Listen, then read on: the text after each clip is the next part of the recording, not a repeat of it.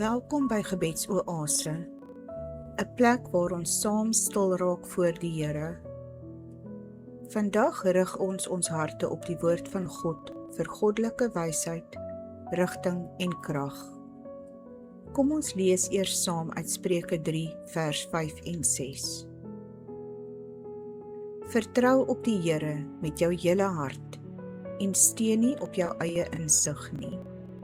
Ken hom in al jou weë, dan sal hy jou paaie gelyk maak. En ons lees ook die kragtige gebed van Paulus in Kolossense 1 vers 9 tot 12. Daarom hou ons ook nie op nie, van die dag af dat ons dit gehoor het, om vir julle te bid en te vra dat julle vervul mag word met die kennis van sy wil in alle wysheid en geestelike insig, sodat julle waardiglik voor die Here mag wandel, om hom in alles te behaag, en in elke goeie werk vrug te dra, en te groei in die kennis van God, en met alle krag bekragtig te word volgens die werking van sy heerlike mag, tot alle lydsaamheid en lankmoedigheid met blydskap, en die Vader te dank wat ons bekwaam gemaak het om deel te hê aan die erfdeel van die heiliges in die lig. Kom ons pyns vir 'n oomblik hieroor en dan bid ons saam. Hemelse Vader, ons kom voor U met harte wat volkome op U wil vertrou, wetende dat ons nie op ons eie menslike insigte moet steun nie.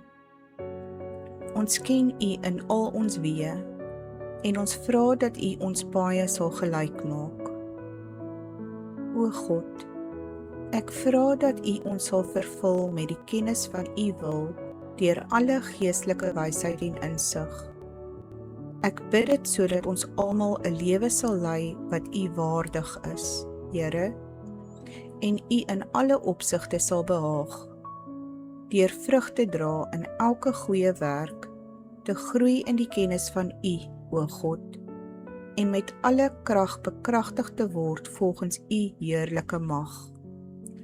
Ek vra dat ons groot uithou vermoë, lydsaamheid en lankmoedigheid mag hê, terwyl ons U, ons Vader, met blydskap dank dat U ons bekwaam gemaak het om deel te hê aan die erfdeel van die heiliges in die koninkryk van die lig.